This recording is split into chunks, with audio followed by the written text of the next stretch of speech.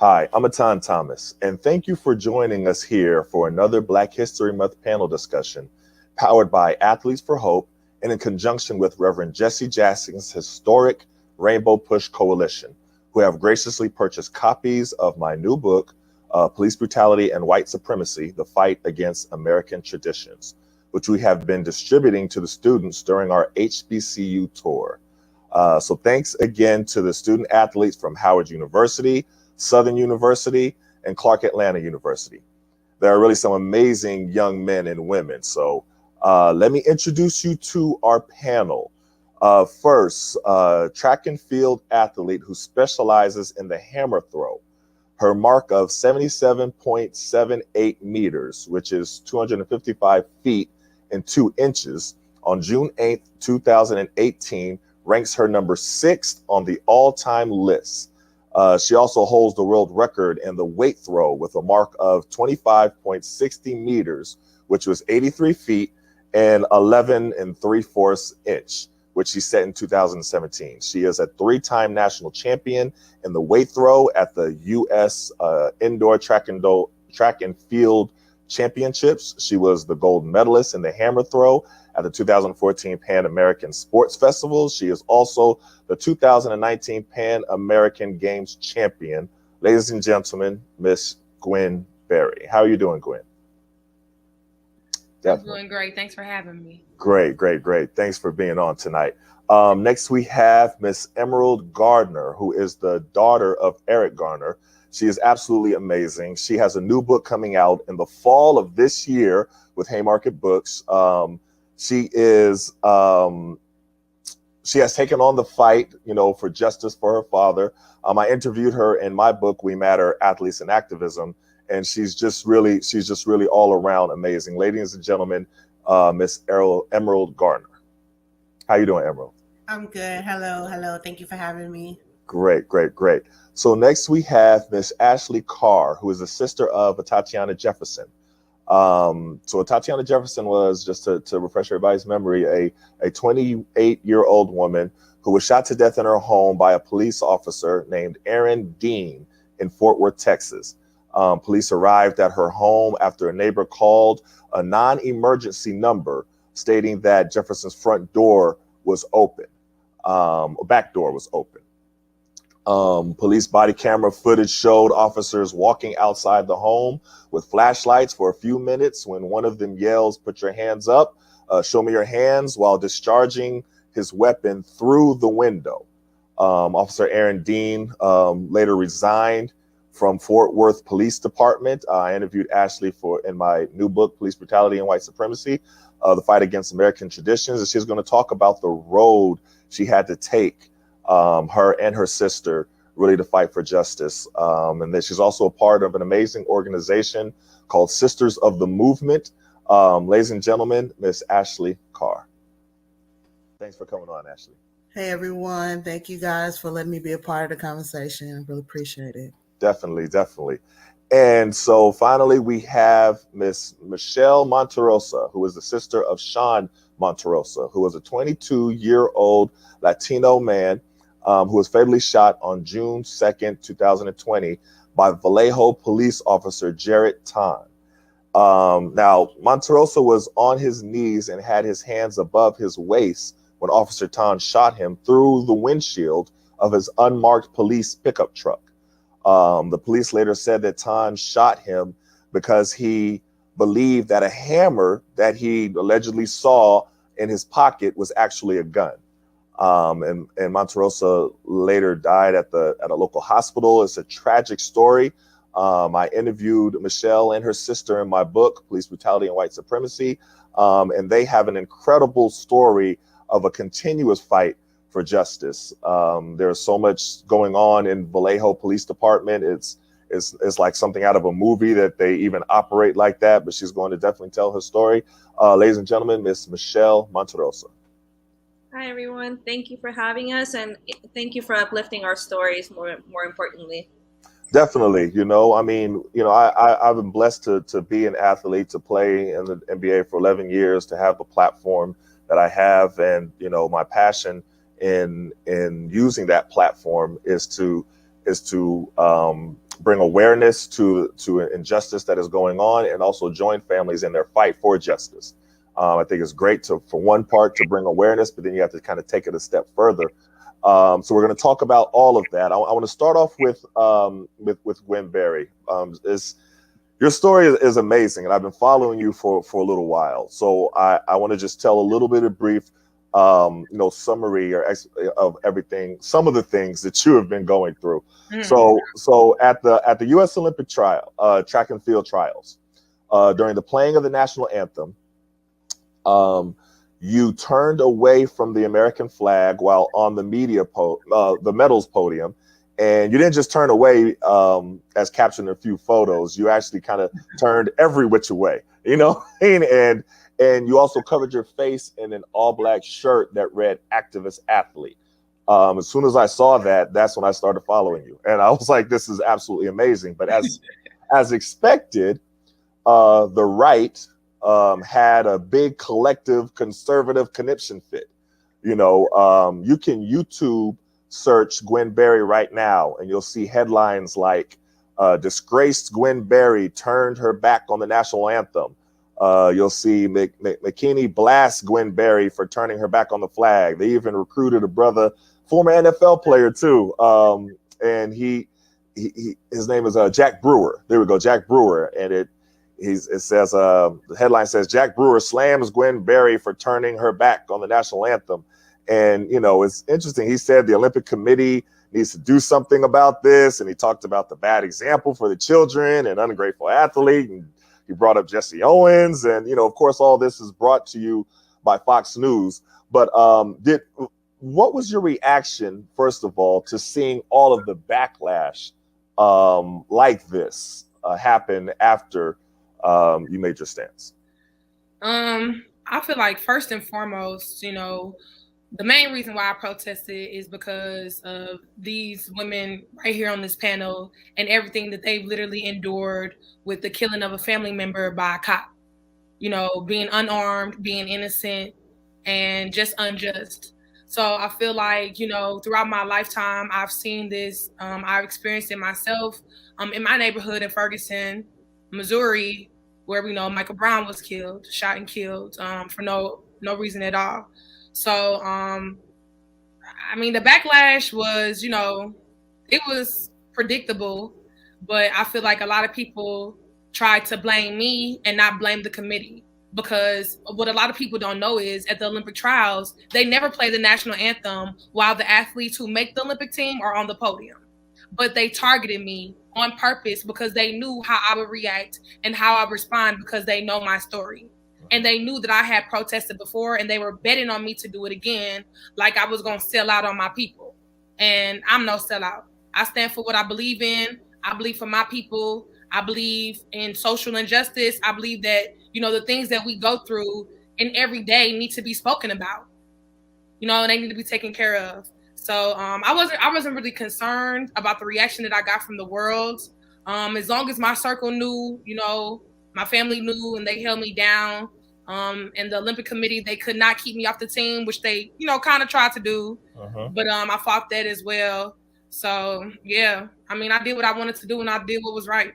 And you mentioned that you have done this before, and this is something that they expected of you. Referring to in the 2019 Pan American Games, you raised the fists on the medal stands, and it cost you quite a bit then. Reportedly, reading about you, you lost sponsors, you were immediately threatened, defunded, the majority of your salary was taken away. Talk to me about that. Yeah, so in 2019, before the George Floyd situation happened, that became trendy to everybody in the world, I did protest on the stands at the Pan American Games, just to advocate for social injustice. Just again, a lot of things that happened in my life, a lot of things I've seen, I was uncomfortable with. I went to a freedom school, learned more about Black history and about myself. And so that encouraged me to, again, stand up for, what I believe in. And so I protested on the stand. I really didn't think it was going to be like a big deal, because the Pan American Games, it's like a smaller Olympic Games. And because it was in a poor country, I didn't know it was going to be broadcasted. So, I kind of just did what came to me. But of course, in that moment, I'm thinking it's, you know, the right thing to do. But again, the world took it as how they took it. I was immediately defunded by two of my biggest sponsors, Nike being one. Wow. And then I actually made another championship team that year. And, you know, throughout that process, again, they were trying to keep me from the team. They really didn't want me to participate because they were saying that I was anti-American, but I was actually exercising my constitutional right. So, yeah. Wow. Emerald, let me go to you, because we've talked about this quite a bit, as far as, because one of the criticisms that I saw with a lot of the right-wing people, and she had politicians criticizing her too, like literally, you know, making it their point to really attack you. And they were saying that they were trying to downplay the significance of your protest, of your statement, of what does it really mean. You know, a lot of the people would say things like, you know, there was real racism in the past. Like there's one guy kept saying that over, real racism in the past. You know, these athletes now don't know about racism, and they're saying all these different things. And they say, you know, is this really even activism? Is it, you know, I have debate. There's a guy, a really brilliant author, I'll say, Bill Rhoden. He wrote $40 Million Slave. And we have had many debates on this topic. And one of the things that he says is, you know, he questions what is activism when he criticizes the current athletes. He says, you know, is wearing a T-shirt with somebody's name on it activism? Is, you know, tweeting something activism? If you're, you know, these NBA players or NFL players wearing, you know, different things, or Black Lives Matter, is that really activism? And, you know, I always say that when, you know, you can go to the impacted family members specifically and ask them what it means to them. So let me ask you first, Emerald, you know, because we've talked about this. What did it mean to you to turn on the TV and see people like LeBron James, you know, wearing "I Can't Breathe," or Kobe Bryant and the Lakers, and, you know, all the NBA players and the WNBA players and everything they did? What did that mean to you to see them doing that? For me, like, first, Ms. Berry, I want to say thank you so much. I thank you for standing with us. I always say to a time, like, you know, like, for me, it means a lot, because without these athletes using their platform, a lot of people wouldn't know about what's going on. Like, you know, it took for athletes like Ms. Berry, Colin Kaepernick, like these athletes to bring the attention to these sports, to these arenas, to the places where you get millions and millions and millions and millions of views. This is the point. The point is to get millions of views. And it's just like taking it back to, you know, when everything happens, you know, my father's plastered all over the place. I can't go anywhere without seeing his face everywhere, but nobody knows what this officer looks like. People walk past him every single day and don't know that this is the officer.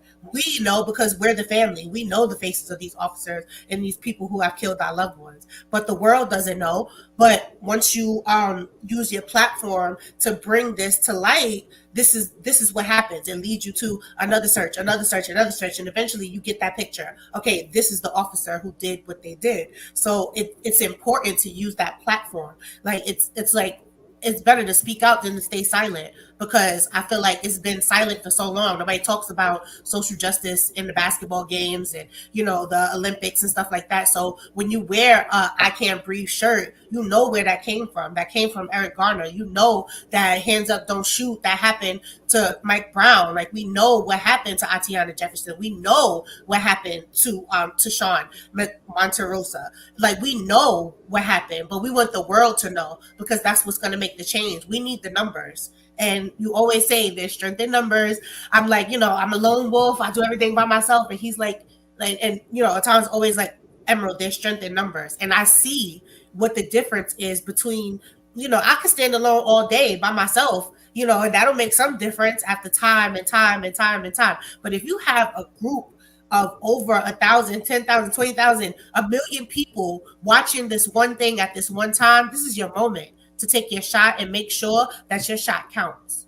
And you have to get in the money shot. That's what you have to get in there, because if you don't, you'll miss your moment and nobody will know. So it means the world to me to have my father, his name all over the place, and, people standing behind us, supporting, signing the petitions, we're passing the bills, we're talking to elected officials, we get to meet celebrities that also wear the I Can't Breathe shirts. Like, I've seen multiple verses where Kirk Franklin wearing the I Can't Breathe shirt, I forgot who else. I was watching all the verses, and they're wearing the shirts. They're talking about it. They're mentioning it in their lyrics that this is what's important, because people don't watch the news. Unfortunately, they don't watch the news. Like me, it's a mental health struggle to watch the news, because it's like I'm anticipating seeing something that relates to my father, social justice, police brutality. I'm anticipating that, and it like sends off some triggers. It's a trigger for me.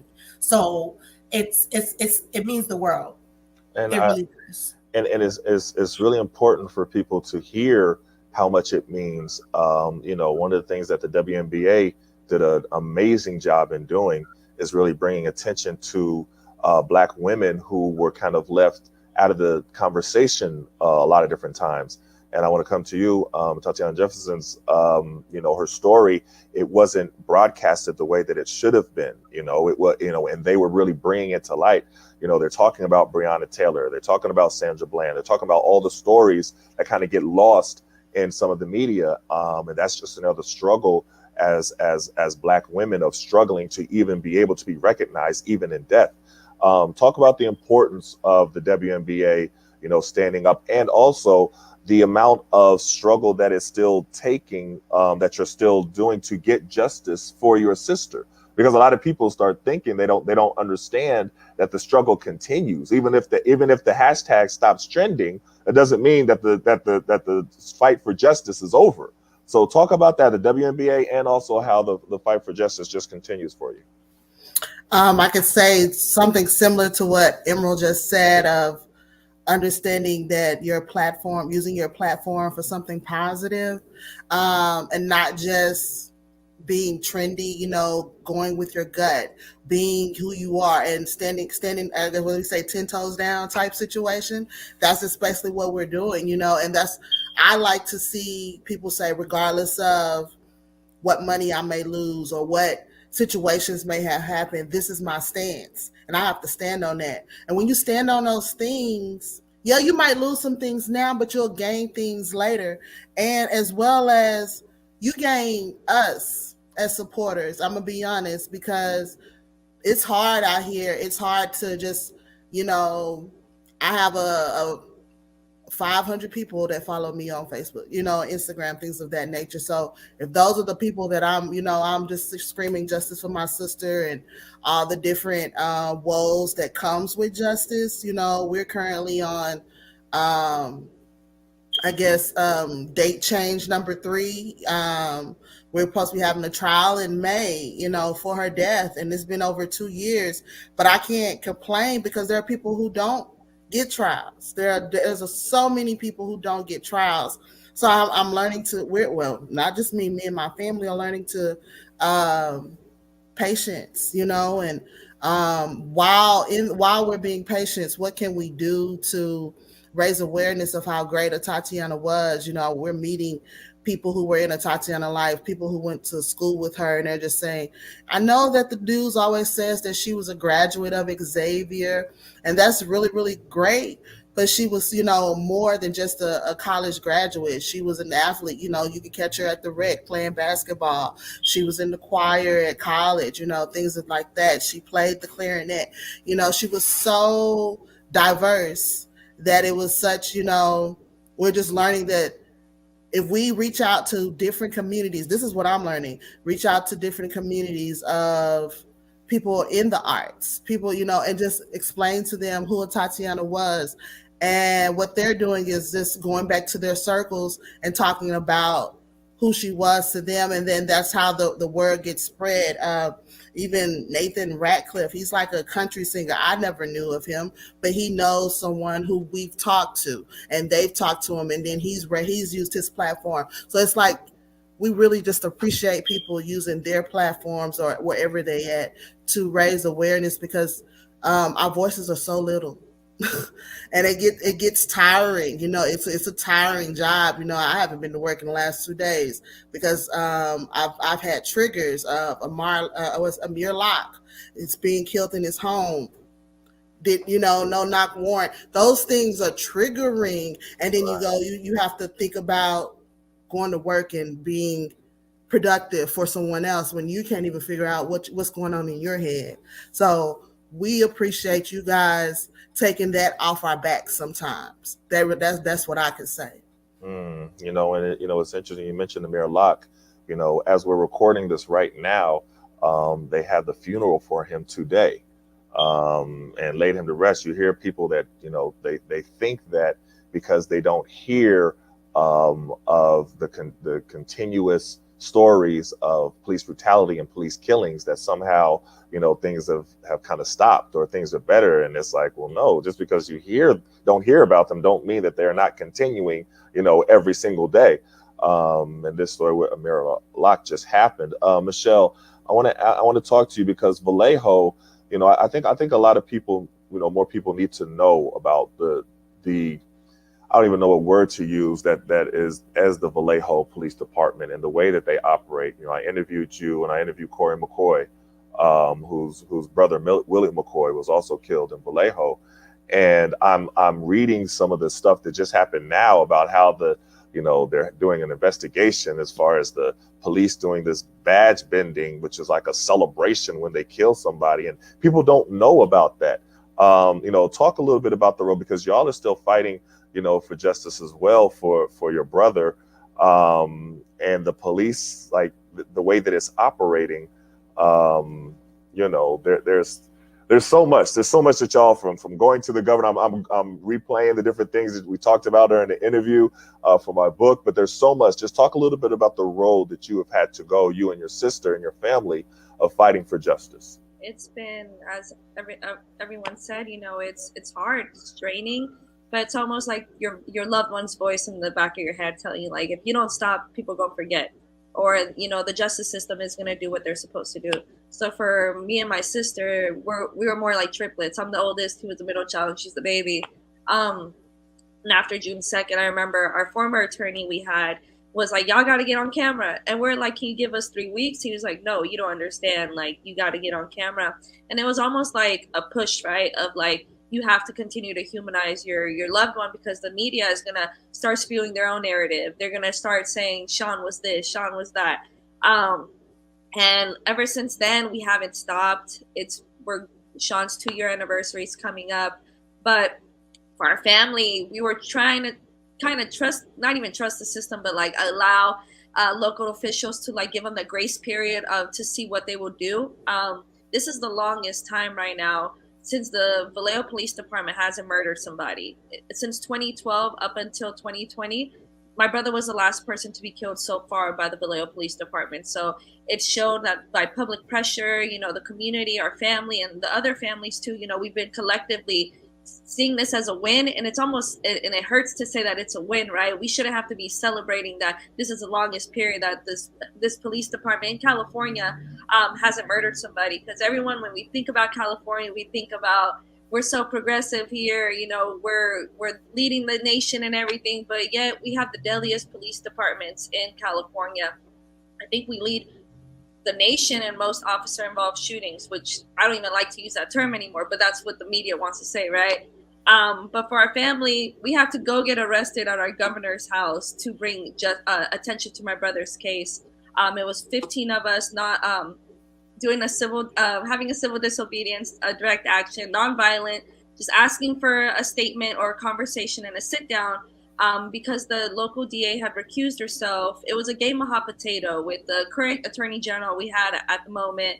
And it was almost like, who do you go to when everyone's turning their backs on you, right? So we took it to Governor Gavin Newsom's door, and we were suited up in jail. We spent 25 hours in Sacramento County Jail, and we got arrested on a Friday. So they wanted to keep us through the whole weekend.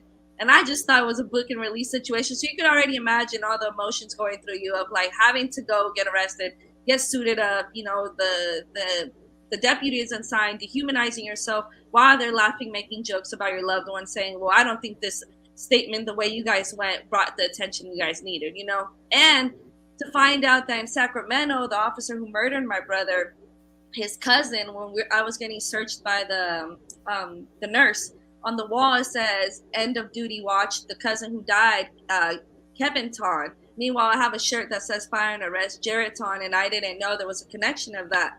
So, you know, the Vallejo Police Department is just such a, I don't even know, it's almost like they still, what we know, all police departments follow white supremacy ideologies, but then they're like, it's a new version of, like a renowned version of like the Klan. They're literally celebrating after they murder unarmed Black and brown men.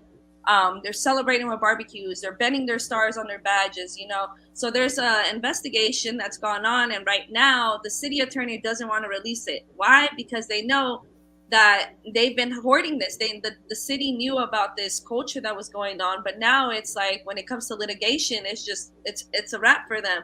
But with my brother's case and Willie McCoy's case has really brought out all the dirty things under a rock. You know, everyone's squirming, everyone's trying to blame each other, and you know, what's really ground our family is the power of prayer. If we weren't praying, we'd be lost. And the officer is the first. Sorry, it's hard to talk about this, you know, but the Jared Ton's the first officer in 56 years to be fired from the Vallejo Police Department. And it took all the community, you know, everyone using their platform to bring attention to Sean's case. And with Sean's case, we're able to highlight every other case because we recognize that it's not just my brother, it's everyone else. There's 37 men who've been murdered by this police department, yet we only know like 12 family members, you know, we don't even know the other ones. So, you know, we're just praying that God continues to help us, give us the strength, you know, athletes like yourself giving us the platform to share our stories and really highlight what's going on in these departments. You know, in New York and in Texas, you know, they're as bad as California. We all know that. Policing doesn't need reforming. You know, right now they're trying to like give you the minimum crumbs and saying, here, we'll do this, you know.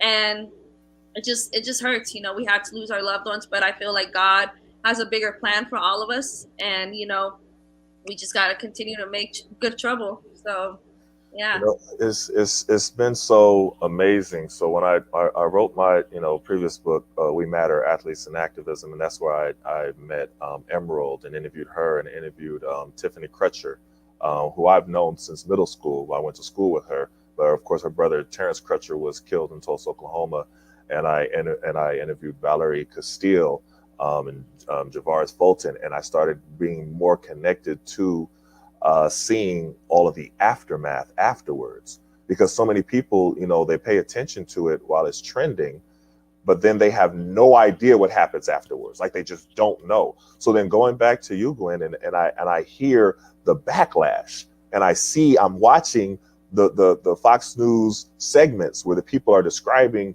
you as being ungrateful and you as being ridiculous for not appreciating this country and not being thankful and all this different stuff. And it's like, I don't even know how to get them to understand how the flag can mean different things to different people, of how you can be struggling for justice and then you view the flag and you view, when you're hearing the national anthem and hearing all the things that it's talking about, you know, and that doesn't apply to you, how that can be viewed as different. Like, how do you even begin to even break that down, you know, to the people who are criticizing you, or do you not even worry about them?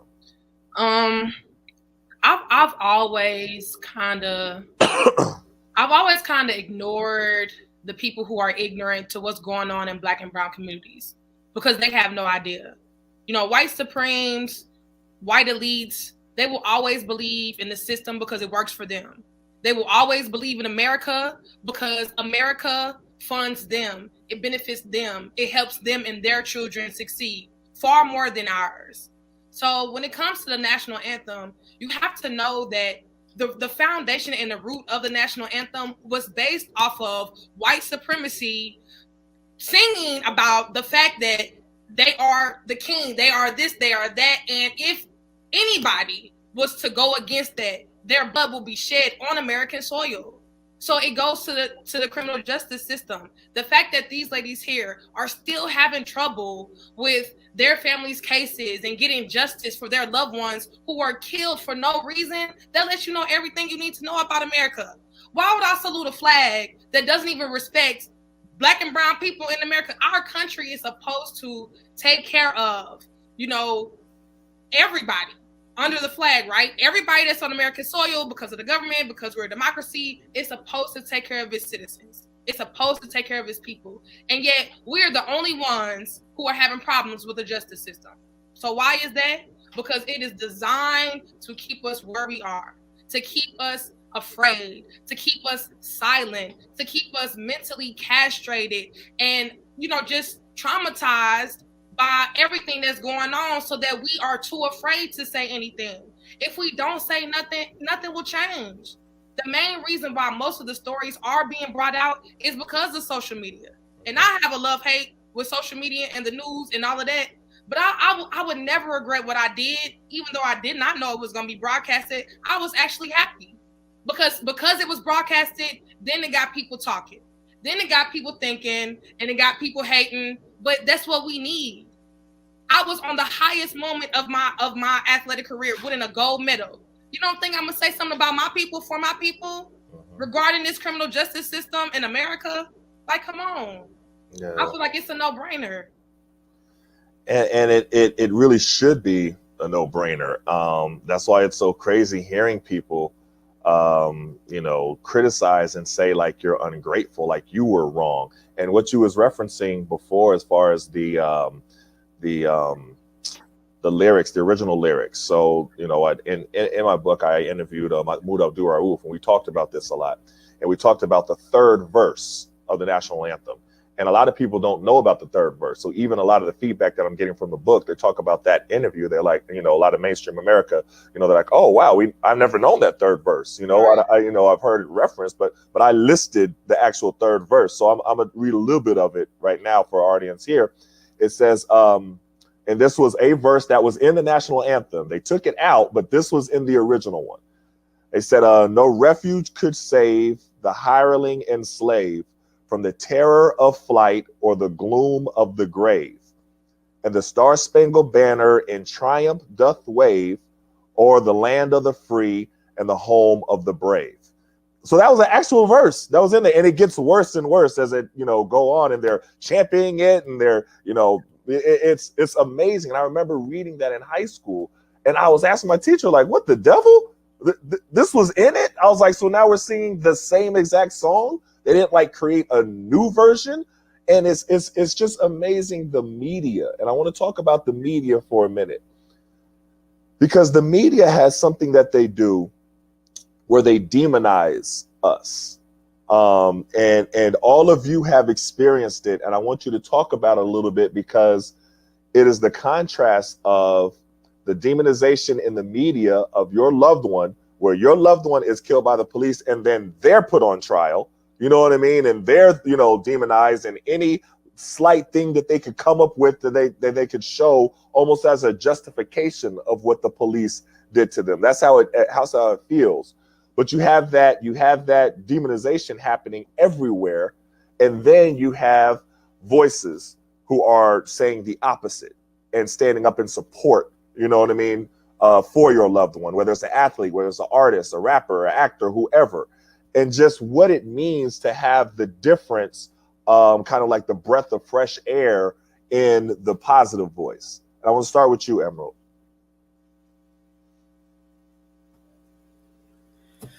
I'm still stuck on the national anthem thing because I read it in junior high school, actually. So yeah. It's one of those things. And yeah. I was not an athlete. I was a bookworm in junior high school.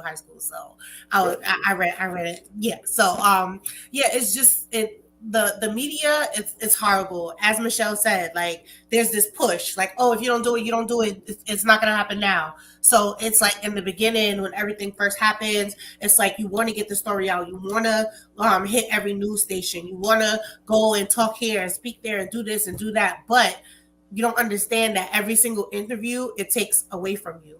You have to keep reliving that moment. It got to a point where when I was doing media, I had to let them know, listen, if you play the video, I'm walking out.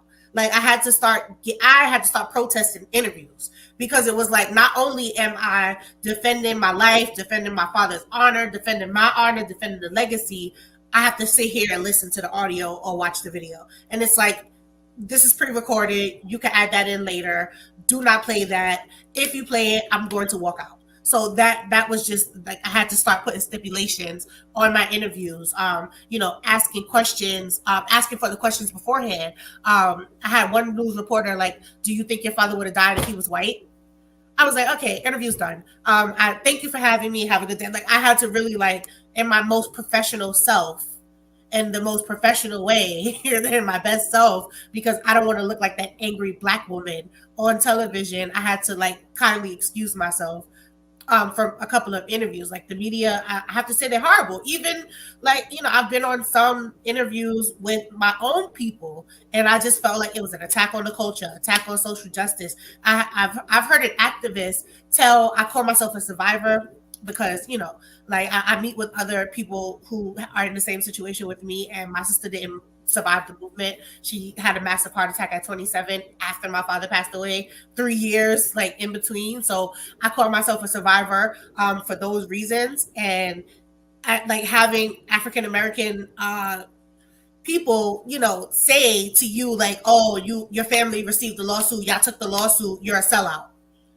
And it's like the media feels that way as well. And it's like, that's demonizing us, because you could go and make $50,000 on a TV show where you're talking about me, but you're talking about the fact that we received money from a lawsuit. And it's like, are you not doing what the media is doing, but just in a different way against your own people? Like, I feel like this point, it's like, it's the worst. Like, you're scared to even do an interview. Like, you want to get the words out, but you're scared of what this reporter might say. You're scared of what they saw online, and now they're saying it on there. Like, I was in the newspaper as my father's baby mama with a picture of me and my daughter. I'm like, that's his grandchild. Like, what's really going on? Like, and it's just like, people are so like, I want to use the term thirsty to get a piece of the name, or I'm affiliated with this, or I'm affiliated with that, where they don't see that it's a mental health issue.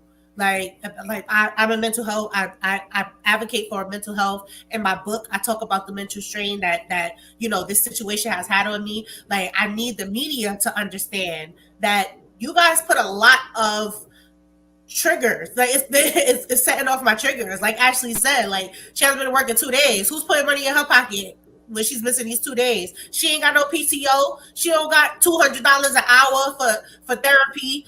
Who's helping her with that? Like, we could talk about us all day. Anybody could talk about it, but what's really happening with us? We're out here talking. We're giving ourselves. We're giving our everything. We're giving our emotions, our blood, our sweat, our tears, our time. But we still got bills to pay. My sister left 2 kids behind. Like, people are struggling, but the media doesn't get it. They don't get it. They don't think they think that, oh, let me just get the story. And just like the gentleman telling her, oh, you have to do it now, you have to do it now. Like, respect the fact that I need some time. I had a reporter say, oh, we want you to come on this interview. I'm like, listen, it's a lot going on today. I'll do it tomorrow or the day after. Oh, no, they don't want the story tomorrow. I was like, well, this is my life, and it's not just a story. So he just doesn't have me. He could reach out to another family member. That's it. So it's like, I started having to say no. Like, I had to start saying no. And it's like, I want more people to start saying no to the media. I want more people to say yes to the good media, no to the bad media. It's like, they have to learn a lesson. It's like teaching a lesson. Like, hey, listen, this is not what you're going to ask me. This is what you're going to ask me. You're not going to ask me questions that's going to make me cry, because I want to be strong in this moment. I don't want to cry in this moment. I want to get what I'm doing out. Get, like, like Ashley said, like Michelle said, I'm reaching out to people who are helping me spread my story. Don't try to feed off of my pain. And you see that happen so much,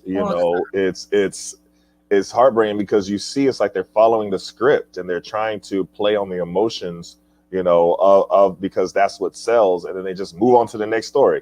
And it's just it's such a exploitive media environment right now, and they're wanting clicks and more clicks.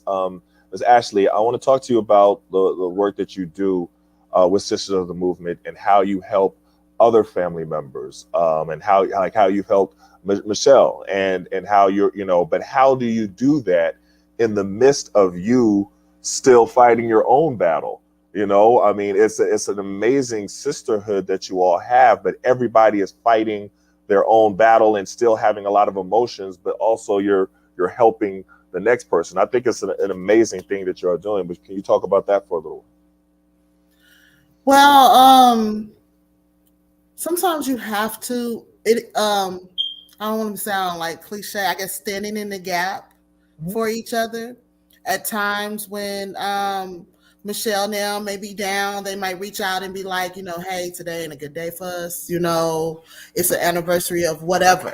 It could just be whatever, what day, because when you lose someone, a lot of days become anniversaries. It's not just the day that they died, the day that they were born, the days we went on our first vacation together, different things like that. Especially Facebook and their memories, they really gets to me a lot because it shows that person is not here to create any more memories with. So that group we're able to kind of like lean on each other, help talk out our thoughts and not feel judged. Because a lot of people don't get it. A lot of people don't get the, they just think it's a criminal court thing. It's a most of these people that everybody that on this, they're killing people with no wills, because they're young. Who's thinking about those things when you're young? You're thinking you have your whole life to live and you leave all this stuff for your family to figure out. Then you realize, you got more family than what you don't have and what you should have, things of that nature. And the media exploits that. The media will, that's the part that they want to harp on, not the part that my sister was killed in her house, things of that nature. Because I'm not from a traditional family. I came from a village. It took a village to raise all of us. So I get it. But the media is so. Social media can be good and bad, like similar to what you were saying. I was, in my head, my sister was a legal gun holder. This was before Texas. Now in Texas, you don't need a license to be a gun holder. It's open carry everywhere now. But she did the proper steps to do what she needs to do to have a gun. But that's the thing that they wanted to focus on. Not that she was inside her house, that somebody came inside her backyard. If any of us right now, we hear somebody in the backyard, we're not going to just go and look. It's just a whole bunch of craziness. Yeah. And you'll see people's comments about her and things of that nature. So I had to learn. I guess what Beyonce say, don't read the comments, type situation. You have to learn how to do those things because that is mentally draining when that person was so amazing and wouldn't do anything to harm a fly, and you see people just want to tear them to pieces and they're not here to defend themselves. And like Michelle said, that was my ride or die. So I will stand for my sister. It's like my motto is anything for Tay. Anything for Tay. So I've become an accountant. I've become a social media specialist. I became, these are anything for Tay. Program manager. Whatever it takes to get her story out to whoever it needs to be. I can do that. That's just my motto. That's amazing. But it's amazing, but it's also not fair that you have to do all of that. Right. Because you shouldn't have to. You shouldn't have to, protect the image and the memory of your lost loved one who was unjustly taken away from you. And that's the part. And I want to talk to you about that too, as well, Michelle, because I've seen y'all had to do that as well, is to protect your brother's, image and the story that they try to tell of your brother and the way that they try to demonize him. Even the fact that the way that the police first talked about, they lied. That's basically what it is. They lied as far as how they said where the hammer was, you know, what it looked like, but to even, you know, you think about it, even, you know, logically, if you see a hammer and that's your excuse, it's two different worlds. And that's the part that's so frustrating when you hear white people say, you know, well, they just follow commands and obey the police and they have no problems. And it's just like you're living in a completely different world than we're living in. So that's not, but talk about the way that you've had to protect the image and the memory of your brother from the media. It was hard in the beginning, you know, because we're just like going through all our emotions. First 72 hours, you know, you're just like barely trying to grasp by your loved ones no longer here, right? But yet you got all these entities you got to fight, you know. And I remember Sean would always tell me and my sister, it's a fight or fight situation. I was like, damn, now we fighting, Ashley. And, you know, as being the oldest sister, I was always like her and Sean's protector. So it was hard. But I remember they tried to say that, you know, because of the uprisings that were going on, Sean was in there looting and all this stuff, you know, but you never and doing and all this stuff, you know. But if someone's on their knees with their hands up, that's a universal sign of surrender. But the officer was, you know, we don't know what's in his head, what mental things he got going on, to shoot from a moving vehicle from the back seat with an AR-15. And not only are you murdering my brother, but you're putting your two people next to you in the vehicle as well in fire line. You know, it's just something that we don't talk about too. The mental part of these police officers, you know, they get bounced around from department to department. But from the beginning, they wanted to throw Sean's rap sheet. They wanted to talk about Sean in this. And if it wasn't for our former attorney telling me and Ashley to get on the media, they would have ran with that narrative, but we completely shut them down. So we were able to protect Sean's image. You know, we were able to talk about who Sean really was. Sean was just a Latino man who knew that fighting for George Floyd, and it was fighting for folks, and the Black liberation was a fighting for our people too. You know, and that's something that the media in the beginning is like, well, Latinos are over here, Black folks over there. I was like, nah, police are murdering all of us, you know. And Sean took matters in his own hand. You know, he went out, and that was his way of like, I'm a stand up. And that was his way of interpreting. But being born and raised in San Francisco, we did go to social justice schools. This is already taught in our curriculum from a young age. You know, Sean was a counselor in training in so many programs. So he was just tired.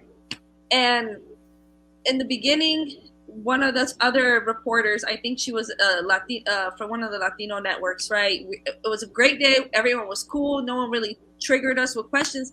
And the last one had to just poke around. And sometimes you'd be like how Emerald said, it'd be your own folks.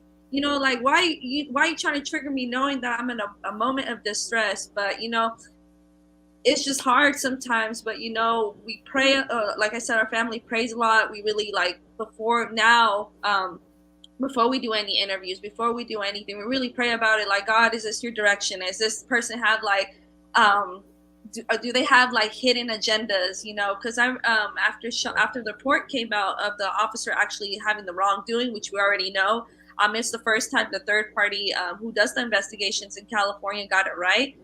They did Oscar Grant's case back in 2009, and then Sean's. Those are the two first cases in California to find wrongdoing. They've justified all other cases in California. So the media already was like, well, how do you feel about defund the police? You know, they try to like throw in like, I already know how I feel about defund the police, but here in San Francisco, there's all this recall going on with all the progressive DAs, all the progressive folks. They're trying to recall everybody in California right now. The conservatives are coming out. So, you know, it was almost like, y'all know my answer. Why would you ask me right now? So me and Ashley were like, that has nothing to do with our brother's case. We're not going to respond, you know.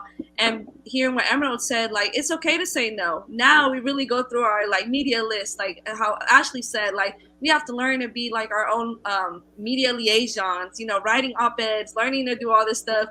I don't even know how to do majority of that stuff, but we start Googling, you know, we figure it out, you know. And luckily I have a younger sister. We bounce back and forth from each other, you know, because I don't think if I lost my brother and it was just me, I'd be able to do it by myself. I'd be a wreck. And we have each other to bounce back on each other. But, you know, the media has done whatever they can to pull up Sean's rap sheet, but they couldn't. But my thing is, why do they want to pull up our loved ones' rap sheets? Why don't we pull out anything about the police officers? what Right. they've done, why they've been transferred from department, why have they shot at 5 other people before actually murdering my brother? You know, why are all these lawsuits against this man, and yet y'all didn't do anything about it? We were one of 3 states in California who don't have a process to decertify officers. Last year we finally passed the bill, but it's still kind of like it's not great, right? You know, we had to like it's a bill who kind of got watered down in order for like, you know, legislators to pass it. And it's like, damn, we're fighting so hard to just get the bare minimum, you know. And the same thing with the media, you know, there's good folks, there's bad folks, but, you know, internally grateful with you both using your platforms to tell our stories, you know, to elevate the social injustices that continue to happen in our communities, you know, without, I think, all of us collectively doing it, artists, athletes, you know, our families, I don't think we've seen the milestones we've had this far. Wow. You know, it's amazing hearing all of your stories. And Gwen, you know, it's interesting because, you know, I've written, you know, these 2 books dealing with this topic. You know, I wrote We Matter, Athletes and Activism, and now I took a deeper dive with police brutality and white supremacy. And it's crazy because a lot of people criticize me and say that I post too much on social media about this topic. I write too much about this topic. I talk too much about this topic. And, you know, it's interesting. I was like, well, I hope that there becomes a time where, you know, we don't have to have these senseless practices like no-knock warrants, you know what I mean? Like qualified immunity, or, you know, cops, you know, being called for mental health or wellness checks and ending in catastrophe like Atatiana Jefferson. And then I won't have to talk about this all the time, you know, but, you know, since I have this platform that I have, it's a blessing to be able to talk about it. And I want to know, Gwen, if you feel the same way. I saw one of your many critics, but it was Congressman Dan Crenshaw. Is that his name? I think it was like, you know what I'm talking about, Dan Crenshaw. And he said that we don't need athlete activists at the Olympics. That's what he said. That was his statement, and he kept saying it over and over again. And I don't see how any human being with half a heart could criticize someone who is standing up for a situation like we've heard just now, you know, by our panelists. Like, I don't understand how that's even possible. But talk to me about your passion and why you continue in spite of critics, whether they're politicians or whoever else. Well, I want to say it's possible because it never affects them. It's possible because, honestly, white people have no heart because they got money, they got power, they can do whatever they want. So they decide to not do that. They decide to not help people who they steal everything from. They decide to not share our stories because it's going to ruin their system. It says something when literally somebody is killed by a police officer and that person who is killed is on trial and the police officer isn't. It says something about our system and about our country when someone is unarmed, a young person is unarmed, unassumingly unaware that a cop is at their home and they are killed, and that person is demonized by the media and not the cop who killed them. It says something. It's clear. And for me, I'm back in school. I'm at an HBCU. I'm at Tennessee State University, and I'm studying public health with the emphasis on cultural competency because my goal is to work with organizations. I want to work with celebrity organizations, any type of organizations that is going to hold these people accountable, whether it's corporations, whether it's donors, whether it's sponsors, whether it's politicians, legislative people, like anybody who held accountable, being held accountable, because we need to make a change, and it starts with the system. Burn the whole system. Burn the Constitution. Hell, burn the White House. We need to burn it all down and create something new because it does not benefit everybody. And if it's not going to benefit everybody, then what does it serve? Who does it serve? What is the point of it if it's not going to serve everybody? That's my goal. I have a young son to raise. I was a teenage mother. So all of this is very, very dear to me. It's true to me because every day that I'm away from my son, I picture him driving along with his friends and being killed by a cop who thinks he's a grown man when he's literally 17 years old. So I will continue to raise my voice. I will continue to raise hell. I will continue to be unapologetically me, whether I'm professional or not, because can't nobody tell me how I feel, and can't nobody tell me what I experience, and what I'm hearing from you guys, what y'all experience, and we are not getting enough help. And so I'm trying to raise hell. That's my goal. And keep doing what you're doing, because it's you know, it's reverberating, and that's the power of the athlete voice. And what I want to continue doing is pushing, you know, and encouraging younger athletes to continue that pattern. You know, I'm old and retired now, you know what I mean? You know, but these young athletes that are there right now, and you know, they can continue to use their voice, and I love the way that they are.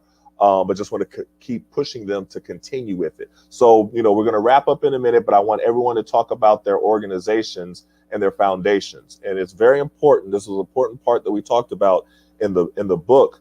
A lot of your organizations don't get the support that it should be getting.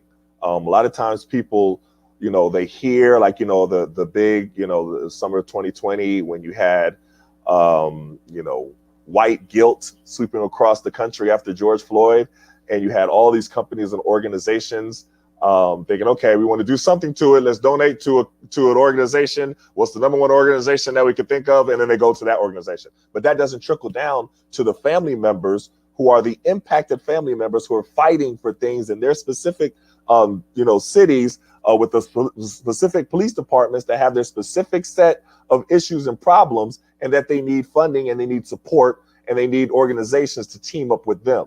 So I want to use this portion of our discussion for you just to talk about your organizations. We'll start with you, Emerald. Yes, absolutely. As we talk about the book and we talk about organizations and stuff like that, it's just like, I'm getting emotional over here because the support is amazing. It's tremendous. And it's like, you know, when we try to build up stuff that we do, we don't get support. So it's like, we feel the anxiety. We feel like, oh my gosh, like, you know, like just us standing with another organization, like people will donate to that organization as opposed to us. So I created We Can Breathe Incorporated. And the website is wecanbreathe.net. And my focus is strictly on mental health and working with youth. We're starting an initiative where we're raising money to start the Justice Project, which will focus on mental health and, you know, wellness and job training and education for young people. But this is strictly to our mental health portion.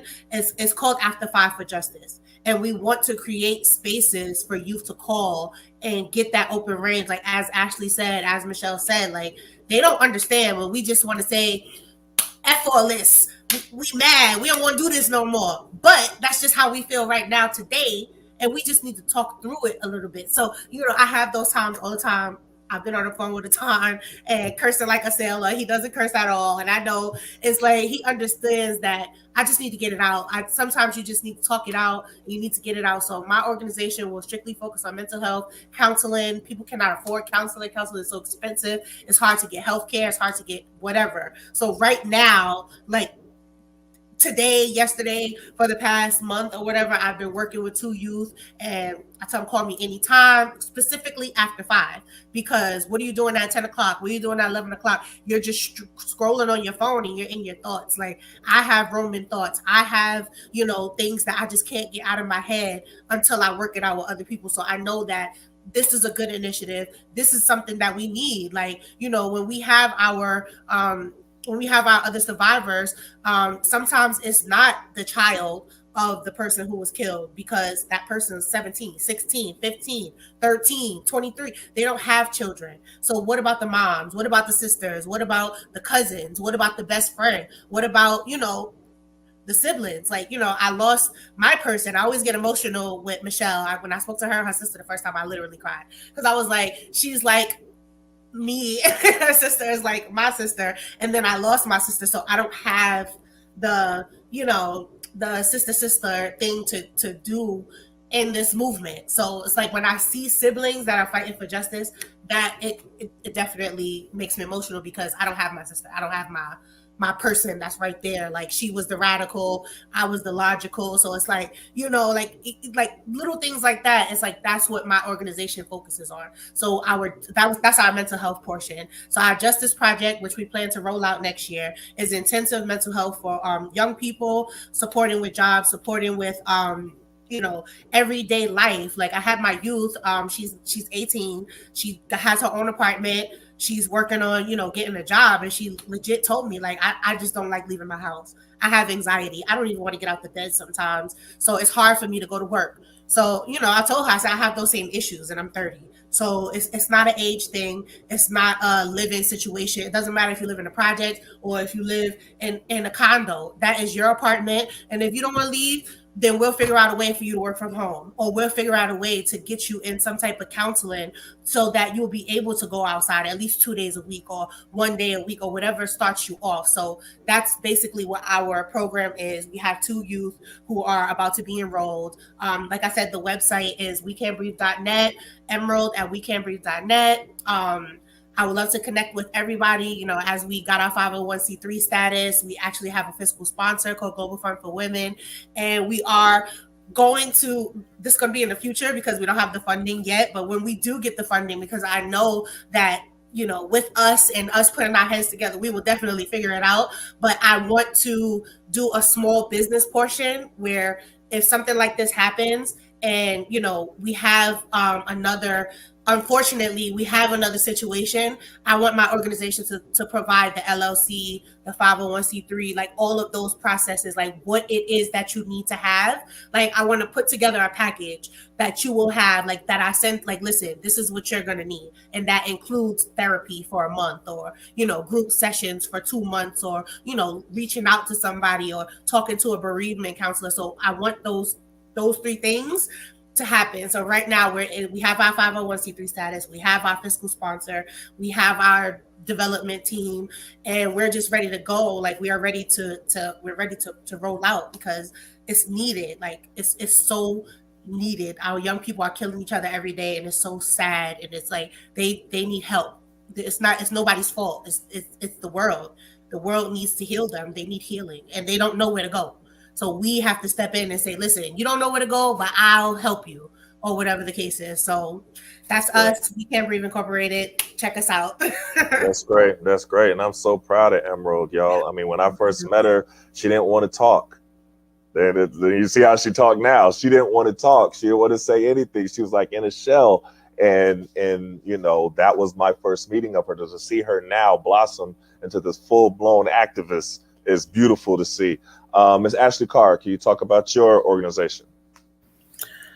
Well, y'all know my nephew was there the night of my sister being murdered. And I have a side note, well, I guess more information, I won't say side note. We were a team. My mom called us the A-team because all our names start with a name. I'm the oldest. So it's me. We have a brother that's in the military. His name is Adarius. Then it's our sister Amber, and then Tatiana. Tatiana was the baby of all of us. So, you know, even though she was the baby, don't let that fool you. She was definitely the one we called when we wanted to, you know, make something happen. So we was trying to figure out, like, well, how could we preserve her legacy in something that we knew that she would be proud of. And so we end up coming up with the Atatiana Project. It's a STEAM nonprofit that focuses on exposing urban youth to different STEAM exposures. Last summer we had a camp on TCU's campus where we got 23 kids. They built their own computers, learned about coding, and had the exposure of being on a college campus, all for free. So at the end of it, they were able to take those computers that they built home through the donations that we received.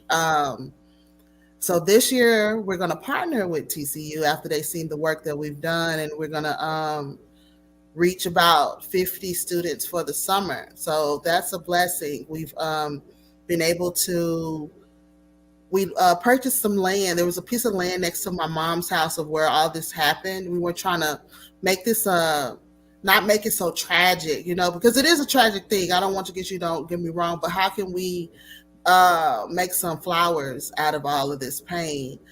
So we purchased some of the land with the donations, and currently we're trying to do like campaigns to build a building. We want to build a gaming center over there for the kids so that they can have a place to game, learn about coding, learn about gaming, because gaming is $1 billion business. Just want to give them other opportunities of seeing other things besides football, basketball. Because that's all when you go I know in my neighborhood, that's all the kids, they are talking about, this is what I'm doing, a lot of them. And not saying that is not cool, but when you have that opportunity, let's get the most out of that opportunity. So want to just show them, expose them to other things, and just really trying to preserve my sister's legacy as much as possible. Oh, and we're going to do, we did a gala last year. That was really cool.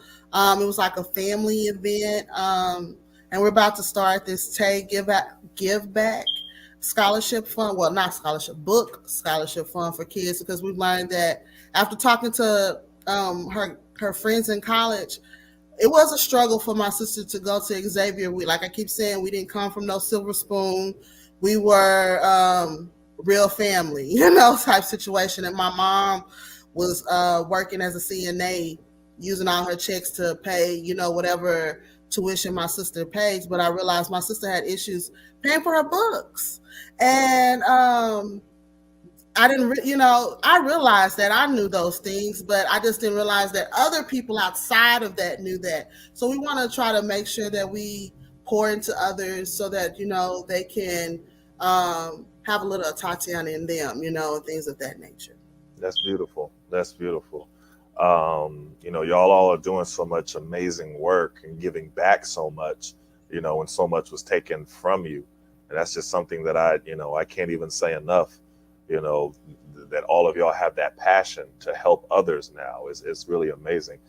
Michelle, can you talk about your foundation and what y'all are pushing for? I know y'all are kind of still early and everything.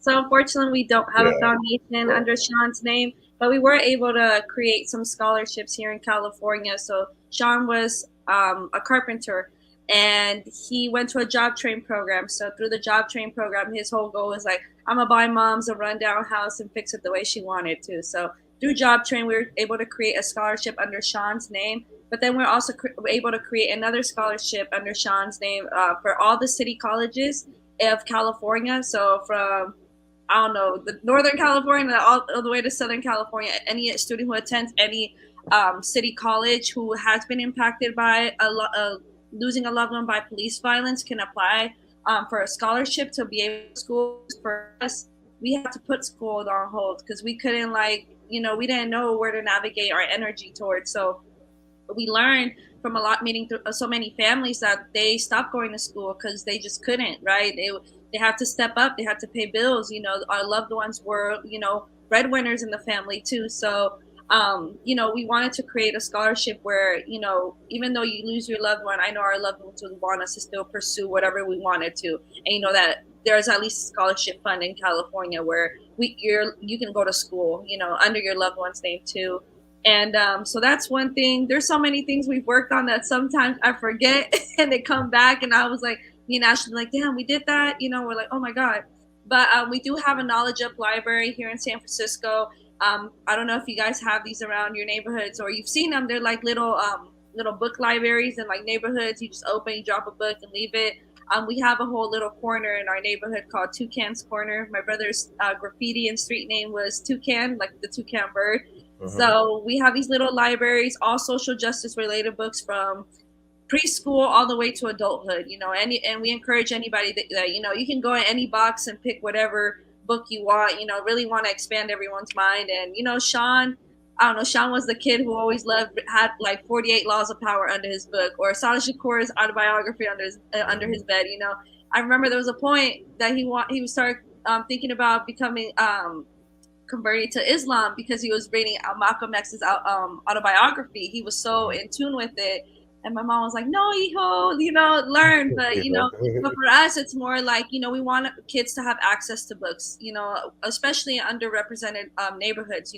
we don't get the fundings in our neighborhoods to have little cute libraries like everyone does. So, you know, our goal is to continue to fill up places in San Francisco where kids can pick up books, but also take it to Oakland and, you know, eventually take it to Vallejo, and where we can take these little knowledge up libraries. So we're still not in the foundation game yet, but I'm learning so much from you all. I mean, I think that's wonderful still with what you're doing, even where you are, you know, especially right now with the debate of, you know, critical race theory and them taking books out of the curriculums because they don't want to hurt white people's feelings or whatever reason that they gave. So it's important work that you're doing right now. So Gwen, I'm gonna, you know, give you the final word. I kept you a little bit longer than I said I was going to. Sorry, because time just kind of flies sometimes. But you know, I want you to talk to the people who still, you know, don't understand and who criticize you for your stance, for turning to the, you know, after hearing these amazing women, you know, talk. You know, what is your response to those people, to your critics who don't understand why you take the stances that you take? I mean, I feel like I owe my critics nothing, because if people don't know about these women's stories, the families of people who died at the hands of police brutality, and they are survivors, then what do I owe them? I don't owe them nothing. I owe my people something. I owe these women something. I owe their families something. You know, I owe their story something. And that's why I stand. You know, I can't worry about those who say that I'm doing it for whatever reason that they want to think in their minds, when I know how I feel and I know what I see. Like, listen to these stories. It's heartbreaking and it's ridiculous. So I feel like, as far as people who don't understand, it's like, you got to do away with people who don't understand what's really, really going on in America, who are ignorant and blinded to white supremacy and the power and the control that they want to continue to have over Black and brown people and communities and lives. Like, these are our lives. These are their lives. It's so many corporations who claim they're about Black lives and they want to donate to underdeveloped communities, but they don't even know the stories. They don't even know the names. They don't even hold the police accountable or the justice system accountable. So it's like, we have to fight for ourselves. I owe my critics nothing. I owe these people everything. These women everything. Their families, their children, their pain, their suffering. That's who I'm giving myself to my people, and our fight for equality. And that's it. And I'm so honored to be a part of this conversation. I was nervous at first, but like, hearing y'all stories just, again, it continues to inspire me and let me know what I'm doing is right. What I've done in the past was right. What I've lost doesn't mean anything, because I still have people who support me, and I'm fighting a good fight, and I'm fighting for what's right. And I appreciate y'all. I'm sorry that y'all have to keep telling these stories and fighting for yourselves, and y'all, you know, just everything that y'all been fighting for and not getting enough support. But again, that's what I'm fighting for. That's what I'm going back to school for, because we about to start holding people accountable, and we are about to start getting justice and help where it's needed. And so let me ask you one more question. I know I said last question, but one more question, Gwen. You know, and this will be the final note. What do you say as encouragement to younger athletes who want to be able to stand up like Gwen Berry does, to have the courage to be able to? They're a little bit hesitant, you know, but what would be your advice to them? My advice would be to self-educate yourself. You know what I'm saying? First and foremost, because if it wasn't for me going to Freedom School and learning about African-American history, sacrifice, you know, just our perseverance and our resiliency here in this country, I wouldn't have the courage, or I wouldn't have the power to stand and speak out on the things that I see. So self-education is first. Don't go into these schools and think they're going to teach you anything about who you are, especially if you're Black or brown. So self-education is key. And, you know, just hearing stories and following foundations and trying to search for people who are like-minded like you. Because one thing about people, especially athletes, sticking up for, you know, the communities that they come from, they're punished. And that's on purpose, so that they shut up, and then the other athletes see what happened to you and they say, well, we ain't gonna say nothing. Because when I lost 80% of my salary, no one said nothing. It shut everybody up on the Olympic team.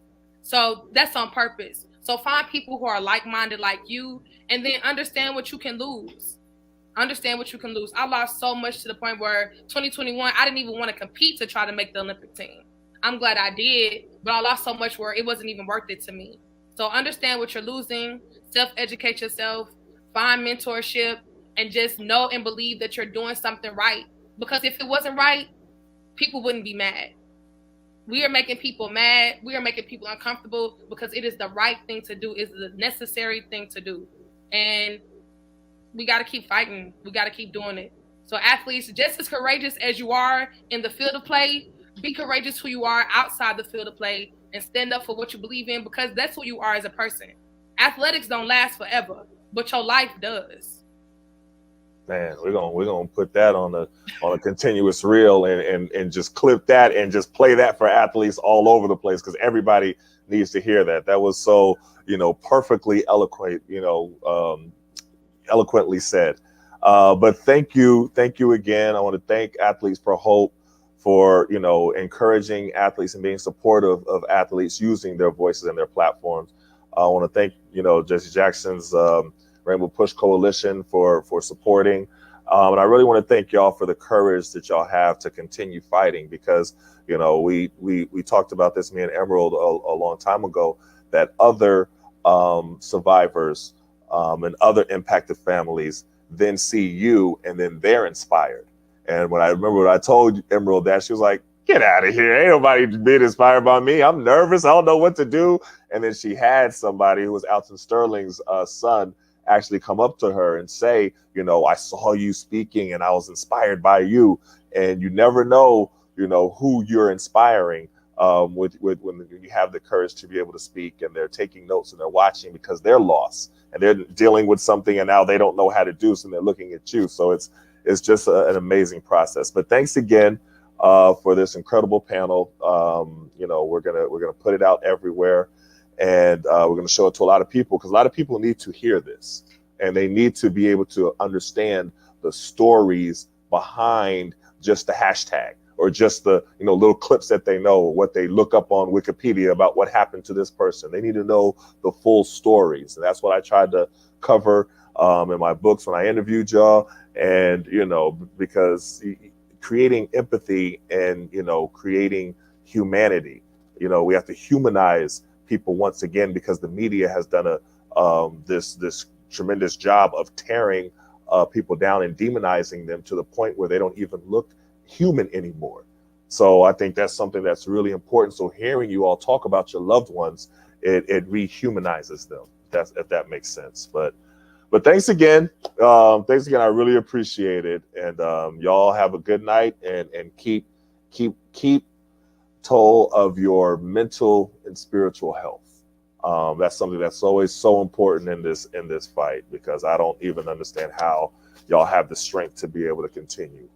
So much respect to y'all, and y'all have an ally in me, as I told all of y'all, and we're going to keep on pushing through this together. So I'm here for y'all. So much respect to y'all, and everybody have a good night. Thank you. Good night. Thank you, everyone. Thank you. Yeah, have a good night.